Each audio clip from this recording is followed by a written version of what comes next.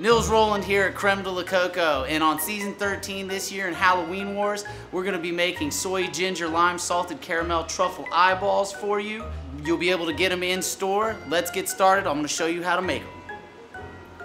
Alright, so first off, what we're going to do for the eyeballs is we have to get the cocoa butter color into the molds.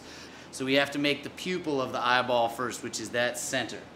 And I'm going to make the pupil right down in the middle, just like that.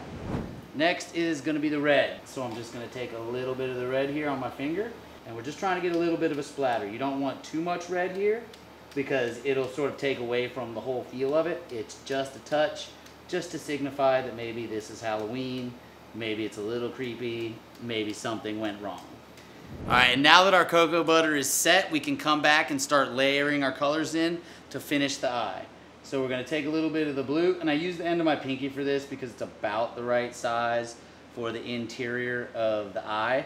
So what we're going to do is we're going to make sure you have enough on there so that when you do your press behind it, it covers the area. So you can start to see that it's going to do that. Alright, so now we're making the soy, lime, ginger, salted caramel, truffle filling. So I've got my pan, I've got my glucose in here, which is what I'm going to start to heat before I start adding my sugar. So I'm going to let that get boiling.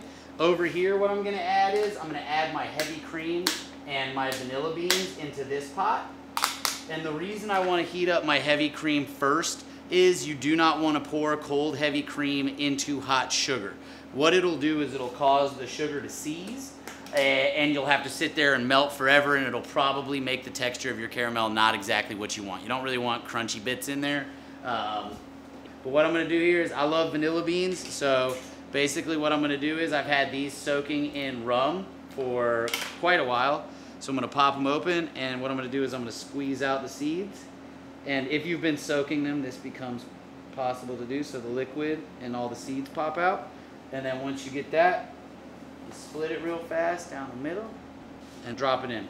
Alright, so I'm trying to control how dark the sugar is. Now I want this to be a much darker caramel than we would normally go because I want it to blend with the darkness and the umami of the soy sauce. And so we're going to make this darker so it stays on the same tones as this. So it's not too sweet, it's not too, you know, you need the unctuousness of it. So if you look here, you can see it starting to foam a little bit, right? So you're starting to see it come alive.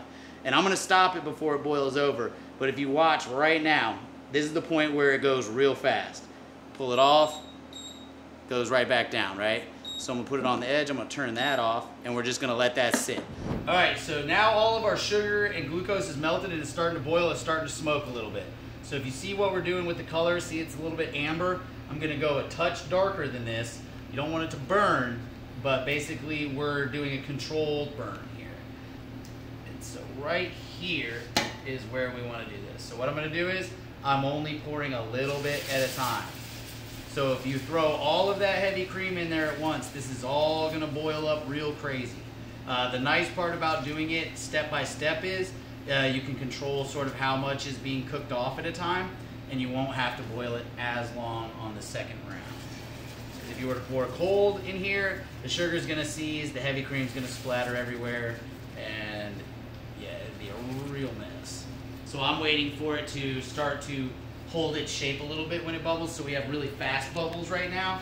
I'm going to be looking for a little bit slower popping bubbles once we get here. And so what I'm looking for here is certain consistency. So when it starts to cool, you can see how it's starting to stick, right?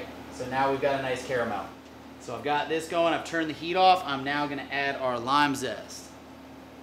So we're going to go in and we're going to do a good amount.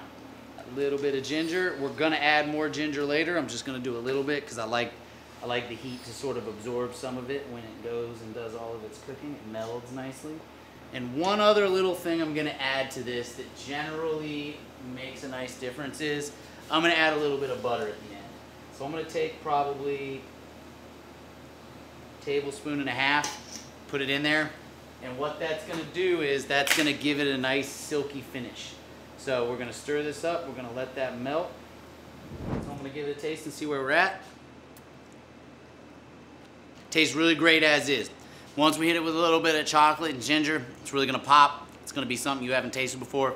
It's going to be awesome. So what we're going to do is we're going to start filling these guys. I'm gonna take the caramel, which is set up nicely. And so now we're gonna fill it.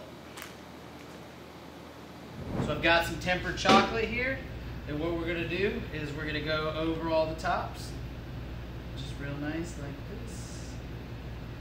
And you want the chocolate to be a little bit warmer than you were when you went to cap them. So I like to have it at about 94 degrees because it helps seal to the chocolate a little bit. Give it a tap. Clean up the tops. And in a few minutes, these will be ready to pop out for you to enjoy.